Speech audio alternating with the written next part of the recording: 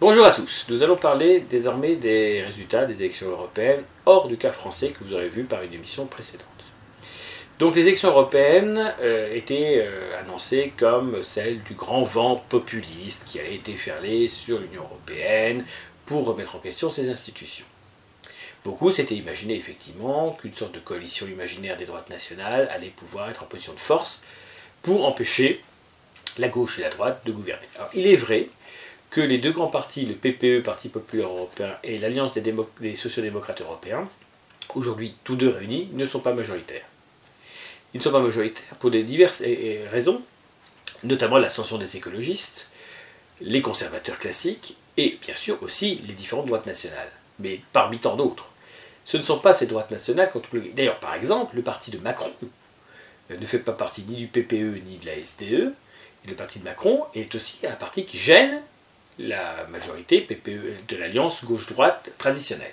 On le voit, dans ce point de vue-là, Marine Le Pen ne gêne pas plus ce parti que Macron. Alors on va regarder cas par cas les différents pays et on va s'intéresser surtout au cas des droites et des droites nationales. Pourquoi ce ciblage ? Parce que les gauches sont complètement mondialistes et que les droites peuvent laisser penser qu'elles ne le sont pas. Donc on centre. Alors le cas de la Hongrie d'abord. Commençons avec notre ami M. Viktor Orban. Alors Viktor Orban a largement dominé les élections de son pays. Le Fidesz, donc son parti, fait 52,56% des voix et récolte 13 députés.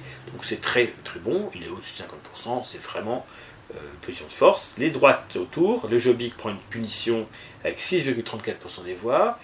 Elle s'explique aussi par l'émergence d'un nouveau parti, Notre Patrie, le Mi-Azank, ça ne s'invente pas, 3,29%. Donc ça explique aussi que le Jobbik était affaibli. Le Jobbik a toujours des positions sur l'islam très troubles, sur la Turquie très particulière aussi. C'est le fameux hungarisme. Donc c'est un hungarisme europhobe et eurasien. C'est une mauvaise chose. Et il est assez sain que ce parti, qui joue un peu trouble, soit puni dans les urnes. Alors évidemment, vous voyez, les droites nationales hors cas de Orban sont donc mauvais résultats en Hongrie. En Suède, les démocrates suédois, donc qui représentent la droite nationale, font 15,34% des voix, c'est un très bon score. Bien sûr, largement inférieur au score qu'ils avaient fait dans les élections législatives il n'y a pas si longtemps, mais par rapport aux élections européennes, c'est un très bon score. Ils ne sont gênés à la marge que par un parti qui s'appelle l'AFS, l'Alternative pour la Suède, Alternative för Sverige, 0,46% des voix, donc évidemment ça ne pèse rien. Finlande, alors à Finlande, il y a un parti qui s'appelle le Parti des vrais Finlandais ou des vrais Finnois, le Perussuomalaiset, qui progresse un petit peu, fait 13,8% des voix, progresse d'un point, et obtient 2 sièges. Ce sont une scission de ce parti qui s'appelle la Réforme Bleue, qui a été fondée par l'ancien président de Perussuomalaiset, Timo Soini, mais qui lui-même a pris sa retraite politique, a fait 0,3% des voix, donc ils ont un vote utile clair. Et la partie La Nation finlandaise d'abord, hein, le SKE, Suomen Kansa Ensin, qui a fait 0,1%. Vous voyez, on voit bien, il y a un grand parti qui s'impose. Alors le cas du Royaume-Uni, parlons-en rapidement. Le Brexit Party de M. Nigel Farage a fait 30,5% des voix, il a incorporé 29 sièges. C'est énorme. C'était prévu, il y avait 34% dans certains sondages. UKIP, son ancien parti, fait 3,2% des voix et n'aura aucun siège. Alors, le Brexit Party, dont une des candidates était une Nigériane promotrice d'un Royaume-Uni multiculturaliste et globaliste. Elle l'avait dit elle-même qu'elle voulait le Brexit pour que le Royaume-Uni soit globaliste. Eh bien, ce parti donc, fait 30,5% des voix. J'ajoute pire, je crois qu'un des députés, un des responsables du Brexit Party a déclaré il y a quelques jours que c'était scandaleux. Le Parlement européen ne comprenait quasiment aucun Africain, et que donc le Parlement européen était raciste, et que l'Union européenne était raciste. Voilà ce qu'a déclaré une candidate du Brexit Party, une députée. Elle a déclaré qu'il n'y avait que 3 Africains députés européens. Rien que l'expression dite comme ça vous fait réfléchir. Les 3 seraient de UKIP, enfin, de Brexit Party, pardon. Les 3 issus de la diversité seraient élus sur une ligne conservatrice, souverainiste, britannique. Le Brexit Party aurait donc fait élire des candidats africains aux élections européennes. Et ça nous parle de souveraineté nationale. La souveraineté nationale britannique, lorsqu'il y a échelon sur le britannique, lorsqu'on surnomme le Royaume-Uni le 51e État américain, lorsqu'on voit qu'il est colonisé par ses propres anciennes colonies, c'est quoi la souveraineté, la dépendance du Royaume-Uni dans le Brexit. Donc le Brexit, je le résume, Vous prenez l'image que pour penser que l'ex-maire de Londres, Boris Johnson, pourrait demain être Premier ministre britannique. Il le sera peut-être au moment où cette vidéo sera diffusée. Vous voyez Boris Johnson, qui c'est? Le mec qui tient pas son pantalon. Bon, vous avez envie d'avoir ça comme Premier ministre? C'est ça le Premier ministre du Brexit. Donc le Brexit, j'en ai longuement parlé, mais plus j'en parle, plus on a envie de taper. Le Brexit, c'est l'arnaque du siècle, c'est du foutage de gueule intégral, c'est l'europhobie réelle, hein, pas seulement l'europhobie politique, mais l'europhobie humaine. Je pense que le prince Harry doit être le modèle politique du Royaume-Uni brexité, hein, voilà, et pas le prince William. Hein, je pense qu'entre Harry et William, il y a une vraie différence, hein, vous voyez ce que je veux dire. Et donc voilà, donc ce Brexit c'est une arnaque, j'espère qu'il n'aura jamais lieu, j'espère que les Brexiteurs et Brexités l'auront dans l'os. Et voilà, rappelez-vous ce que j'ai dit, j'avais annoncé déjà au moment avant le Brexit que Nigel Farage lançait des appels du pied à la communauté pakistanaise pour voter pour le Brexit. On m'avait dit mais c'est pas vrai, etc. Mais arrêtez de vous faire avoir, le Brexit Party, c'est l'Alliance Party. Alors, ensuite, l'Allemagne. Nos amis allemands. Alors, la CDU fait 28% et quelques 28,86% des voix. Son plus mauvais score quasiment, mérité. D'ailleurs, la fameuse Anne Kramp-Power, je ne sais plus quoi, AKK, là, j'arrive jamais à retourner la seule partie de son nom, AKK, mais pas du tout 47, comment dire, a fait évidemment un score médiocre. Elle est très attaquée en interne désormais, à juste titre. C'était le clone de Merkel. Est-ce que les Allemands ont vraiment envie d'avoir un clone de Merkel à la suite de Merkel? Déjà, ils auraient dû éviter Merkel, donc pas besoin d'avoir un clone. Alors, le bobo allemand qui vit bien, qui pense que les crimes dans Cologne, récemment, les migrants, c'est pas grave, a voté pour les génies, les Grünen, les Verts, hein, les Grünen. 20,53% des voix. Je sais bien que l'écologie en Allemagne a toujours été importante. Hein. Le Führer aime les animaux, c'est bien connu. Donc voilà, les Verts font 20,53% des voix. C'est des gauchistes, c'est des pro-turcs, tout ce que vous voulez. Donc c'est l'Allemagne suicidaire. Hein. C'est la bourgeoisie allemande qui a envie de disparaître au cours du XXIe siècle. Les sociodémocrates, ça existe encore, font 15,82% des voix, ils perdent 11 points, c'est déjà trop. L'AfD, souverainiste malheureusement, un peu identitaire quand même, fait 10,97% des voix. Ils gagnent quand même 4 points, voire plus, 6 points, pardon, excusez-moi. Et donc, ils rentrent au Parlement avec un certain nombre de députés, c'est bien. Alors, les néo-nazis de la NPD, forcément vote utile oblige, pouvaient quand même réussir à avoir un député avec 1% des voix, mais ils avaient fait 1,1 en 2014, et donc ils avaient obtenu que Udo Voigt se retrouve au Parlement européen. Udo Voigt, évidemment, d'ailleurs, s'est entre-temps fait virer de la NPD, et la NPD fait 0,3% des voix. Il faut dire que c'est un parti qui quand même croit encore qu'il faut que l'Allemagne récupère les Sudètes, etc. Et les territoires de Poznanie, de Poméranie et de Silésie. Ils avaient d'ailleurs inventé un risque où on voyait que l'Allemagne pouvait récupérer les territoires. Donc les mecs sont dans la nostalgie pure et dans l'imitation stérile d'un fameux parti nommé NSDAP. Donc est-ce que vous voulez que ça aboutisse à quoi que ce soit? Évidemment, ils peuvent rêver d'avoir un Führer, mais à mon avis, ils auront juste un Führer trisomique. C'est tout ce qu'ils pourront avoir. Voilà. Alors l'Autriche, nos amis autrichiens, sans dire de mal de ceux qui sont atteints de cette maladie. Hein. Vous avez bien compris que c'était dans le sens péjoratif du terme. Alors l'Autriche, le VP, donc les conservateurs de M. Sebastian Kurz, fait quasiment 35% des voix, c'est normal, puisque Hans-Christian Strache a été victime d'un coup monté orchestré qui a permis de montrer que lorsqu'il n'était pas au pouvoir, il était capable de favoriser les marchés publics pour une fille d'oligarque qu'il avait envie de mettre dans son lit. Sauf que quand on n'est pas au pouvoir, on ne peut pas favoriser les marchés publics, sauf qu'il faudrait avoir démontré qu'il a triché, qu'il a fait des choses illégales. Ça n'a jamais été démontré, mais l'image est plus forte que la réalité, et il a été obligé de démissionner de toutes ses fonctions. Le FPE a quand même résisté en faisant 17,2% des voix, il perd 2 points, ou 3 points je crois. Dans un contexte comme ça, c'est héroïque. D'ailleurs, certains ont voulu voter pour FPE pour manifester aussi leur soutien à Strache, parce qu'il faut bien voir qu'il y a des services d'un pays quelconque qui sont derrière cette affaire, c'est pas possible autrement. Les Pays-Bas, nos amis des Pays-Bas, alors les Pays-Bas néerlandais, donc le Forum pour la démocratie, un Forum pour la démocratie de M. Thierry Baudet, alors ça me fait toujours rire parce qu'il a un nom très français, Thierry Baudet, tu dis, c'est français, en fait non, c'est vraiment un néerlandais, mais il est des origines françaises certainement, c'est un grand ami de Julien Rochedy notamment, fait 10,9% des voix et 3 sièges. C'est pas mal, ça aurait pu être mieux. Il avait fait beaucoup mieux aux élections provinciales. Bon, c'est un parti jeune. Alors, le parti, donc, le PVV, le parti de M. Geert Wilders, perd 9,7 points. On voit bien que les 9,7 points ils sont passés intégralement à M. Baudet et fait 3,5% des voix. Et donc, M. Wilders a 0 siège au Parlement européen, donc c'est une surprise, allié de Marine Le Pen. Geert Wilders m'ayant bloqué sur Twitter, je lui dis bien fait pour ta tronche. Qui bloque Thomas Ferrier, finit à 3,5. Voilà, c'est tout. Belgique. Alors, à Belgique, on va parler en fonction des zones. Donc, la Flandre, la Wallonie. La zone allemande n'est pas très intéressante électoralement dans cette affaire. Donc, nos amis wallons, donc, qui pourraient faire partie d'une France élargie, ont mis les génies du Parti Socialiste à 26,69%. Parti Socialiste, je vous renvoie à toutes les affaires de corruption qu'on peut exister ces 20 dernières années en Belgique. Alors certes, tu perds 2 à 3 points, mais ils sont quand même à 27%. Au secours. Mieux encore, écolo, donc les Verts belges, je ne vous dis pas le niveau, 19,91%, 20% des voix, deuxième, voilà. Donc vous avez déjà 47% des Belges qui votent n'importe quoi. Hein. Et puis, des Wallons, pardon, excusez-moi, mais bon, voilà. Et le Parti populaire, qui est censé être une sorte de droite nationale, fait 4,66% des voix, il perd 1,3 points, hein, génial. Et le parti très douteux, quant à Nation et tous les autres groupes, ils n'étaient même pas présents.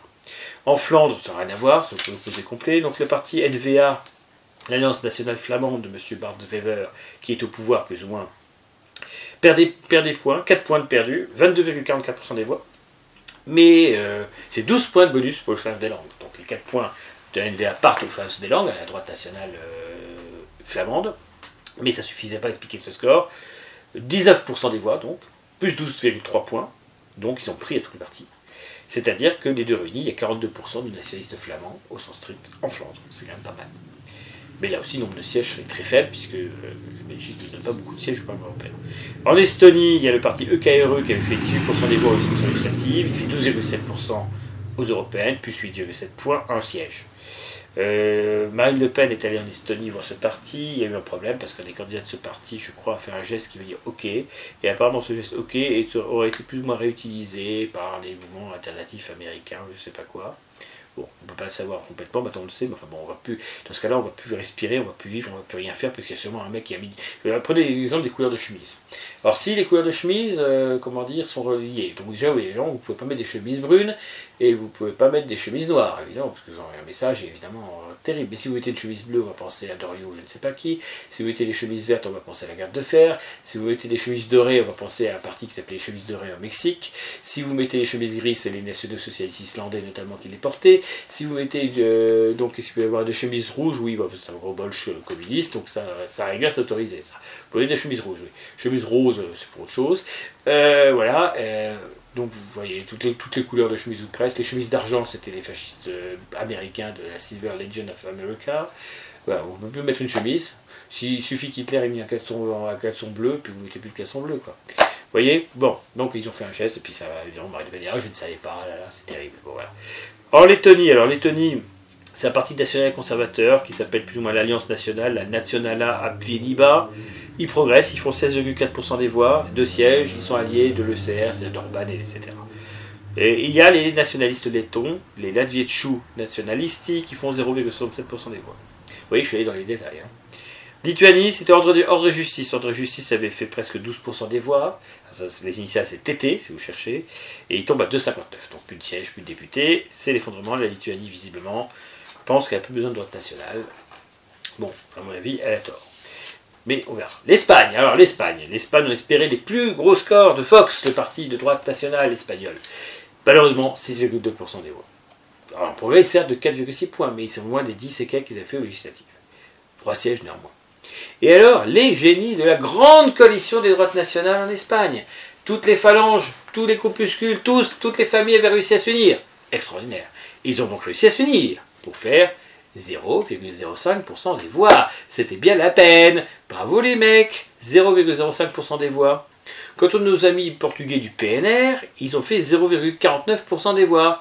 Malgré tout, c'est un progrès. Ils ont fait 0,04 points de plus. Alors, le Portugal, il faut dire qu'on n'y vit pas très bien en ce moment, que la crise économique fait que les immigrés n'y sont pas trop nombreux encore, même s'ils viennent du Brésil, du Cap-Vert ou d'Angola ou du Mozambique, mais bon. pour l'instant, les Portugais estiment que la cote d'alerte n'est pas encore là, et puis c'est pas en faisant de la nostalgie ou des flammes de différentes couleurs que ça va changer les choses. Alors le Danemark, parce qu'on nous parle de poussée populiste, donc le Danemark avait fait un score exceptionnel en 2014, le parti du peuple danois avait fait 26,6% des voix, c'est considérable. Et là il fait 10,8, moins 15,8 points, aïe, ça fait mal. Alors le parti du peuple danois a expliqué que ce désastre était dû au contre-coup du Brexit, que les gens, les Danois n'ont pas aimé du tout l'affaire du Brexit, et qu'ils n'ont pas du tout envie d'un Brexit danois, et qu'ils ont pensé que peut-être que le parti du peuple danois, qui n'avait pas encore avancé, était plutôt sur une ligne comme ça.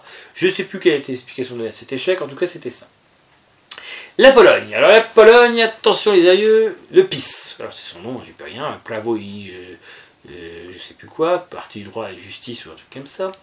Donc du tandem des frères jumeaux Kaczynski, donc qui n'ont plus qu'un seul frère, puisque Lech Kaczynski s'est tué en avion, Jaroslaw Kaczynski, le pire des deux, a fait quand même 45,38% des voix. Alors là aussi c'est du souverainisme polonais, c'est-à-dire salut de russe et vive les Américains. Lorsque les Américains enverront leur surplus d'Afro-Américains en Pologne, ça ne sera peut-être pas aussi amusant. Je dis ça parce qu'à l'époque, en 1945, les généraux américains avaient expliqué, notamment pour le cas de la France, que si la France était dotée d'un AMGOT, c'est-à-dire un American Government, ça pouvait résoudre des problèmes identitaires américains. Ça ne s'invente pas. La coalition de gauche, de toutes les gauches, 38-47, ce qui est quand même malgré tout un bon score. Il y a la Confédération, la Confederacja. Donc c'est la liste Korwin, le fameux Korwin qui avait fait quelques provocations radicales, et du Ruch Narodowy, ce qu'on appelle le camp national ou le Front national, qui est une coalition des nationalistes polonais.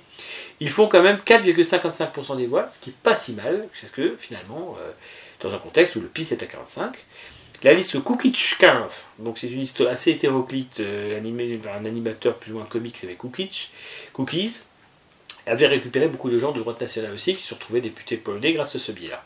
Il fait 369% des voix, donc c'est un échec.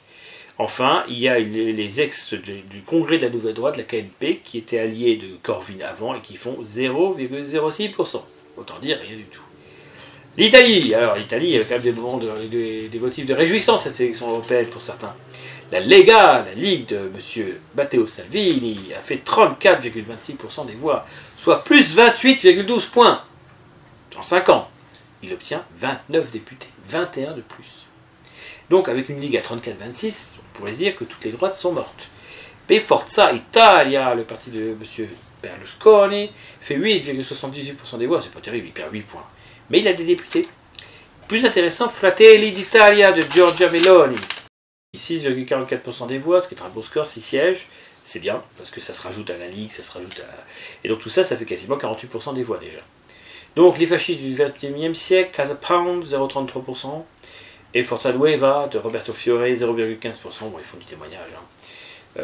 Le fascisme italien, il faut dire au début, avait fait 8000 voix sur tout Milan, la première candidature en 1919. Mais je doute que ce parti ait le succès de son grand ancêtre. La Grèce. Alors, la Grèce, intéressante la Grèce. D'abord, donc Syriza, c'est le parti de Tsipras au pouvoir, eh bien, il y a une déconvenue, 23,76% des voix. Ça reste un score correct, mais beaucoup moins fort qu'avant. J'ai le sentiment que les électeurs commencent à repasser à droite. La preuve en est que la Nouvelle Démocratie, la droite, a fait 33,12% des voix. Donc, c'est la renaissance de la Nouvelle Démocratie en Grèce. Après les années Karamanlis. Alors la Rissi Hafri. La Rissi Hafri, c'est l'aube dorée.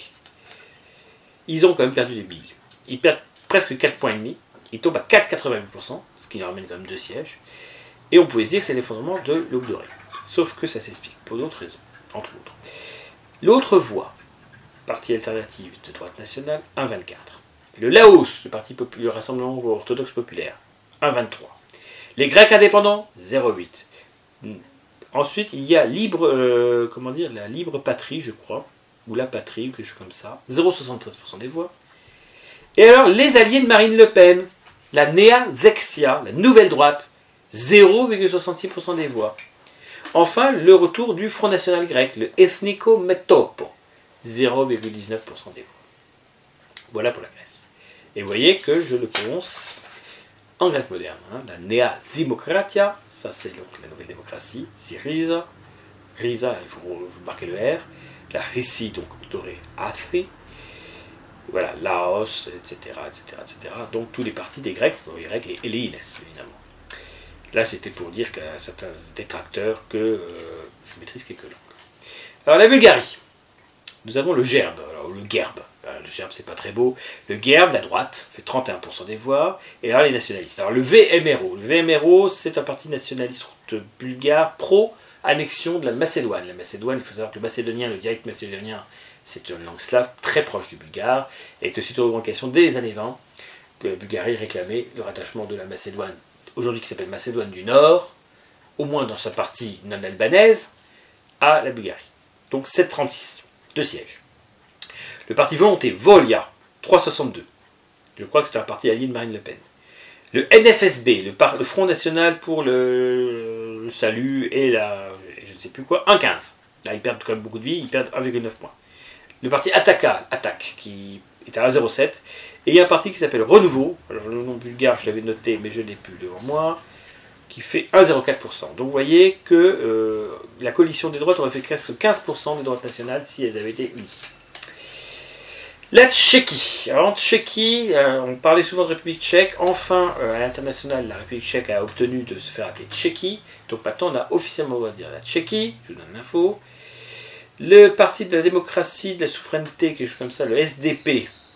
Donc un certain Tokyo Okamura. Donc ce nom tchèque bien connu, puisque c'est en fait en moitié tchèque, moitié japonais. Et le représentant de la droite nationale en Tchéquie, ça ne s'invente pas. 9,14% des voix, 2 sièges. Devant, il y a le parti des nationalistes tchèques, hein, les ND, je crois, 0,78% des voix. Puis un parti des travailleurs tchèques, qui est un parti néo-nazi, hein, le DSSS, qui fait 0,18% des voix. Le vieux parti du Parti républicain tchèque, la vieille extrême droite des années 90, fait 0,18% des voix. Et il y a 0,08% d'autres droites nationales. Donc voilà, un grand parti dominant la SDP. La Tchéquie avait une droite nationale qui avait disparu, et elle est revenue. En Slovaquie, alors là c'est simple, la Slovaquie, il y a le LSNS, un certain Marion Kotlieba. C'est un parti ultranationaliste, très dur. Eh bien, ils font 12,07% des voix, c'est énorme. C'est un gros score. Et le Parti national slovaque traditionnel ne fait que 4,09% des voix, il perd ses sièges, tout siège. Il y a enfin un parti qui veut dire nous sommes famille, nous sommes la famille, nous sommes la patrie, Sme Rodima, qui fait 3,23%. Slovénie, alors Slovénie simple, le Parti national slovène, cette fois-ci j'ai parlé du Parti national slovaque, le SNS, et bien le Parti national slovène, le SNS aussi, 4,01% des voix, pas de siège, et une Ligue patriote qui fait 1,71% des voix, je ne sais pas exactement ce que c'est, d'ailleurs. Roumanie, alors la Roumanie, j'ai eu beaucoup de mal à voir les résultats, je ne vous cache pas, alors, parce que la droite nationale Roumanie a disparu quasiment, mais il y en a quand même, je me suis dit, il y a quand même des candidats, il y a quand même des partis. Alors il y a un parti Roumanie unique qui a fait 0,57% des voix, et il y a un parti qui s'appelle le NUB, en fait, qui veut dire en fait National Unitati, le B c'est bloc, donc bloc national unitaire, regroupant la nouvelle droite roumaine, la Nova Dreapta, qui sont les héritiers de la garde de fer, mais aussi le parti de la Grande Roumanie, de Corneliu Vanum Tudor, bon, l'ex-Corneliu Vanum Tudor, qui s'était fait virer de son parti à l'époque, et qui est décédé depuis d'ailleurs, 0,23% des voix donc. Vous voyez que c'est une extrême droite totalement laminée et inexistante en Roumanie. La Roumanie avait également un allié, Marine Le Pen avait également un allié en Roumanie qui a dû faire un score inexistant s'il a fait une liste. Alors, Croatie, il y avait une liste des souverainistes croates réunis, dont un des... Alors il faut savoir qu'en Croatie, la droite nationale a un parti qui s'appelle le Parti croate du droit, le HSP. Le HSP originel a été divisé en multiples scissions, ce qui fait qu'il y a un morceau de ce HSP qui se retrouve avec ses souverainistes croates avec 8,52% des voix, ce qui est pas mal, et 2 sièges. Et il y a un NHR HSP, donc un HSP indépendant, qui fait 4,37% des voix, n'a pas de siège. C'est un bon score parce que ça veut dire qu'il y a quand même aujourd'hui, oui, quasiment 13% d'extrême droite en Croatie.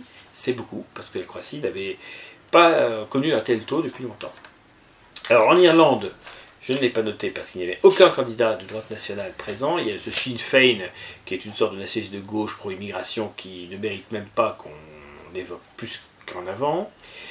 Chypre également, il y a, j'ai oublié de le noter, mais il y a donc le parti de Chypre, un parti qui s'appelle Hélas, je crois, qui a fait quasiment presque 8,5% des voix, et qui est l'équivalent de l'Aube dorée. Hein.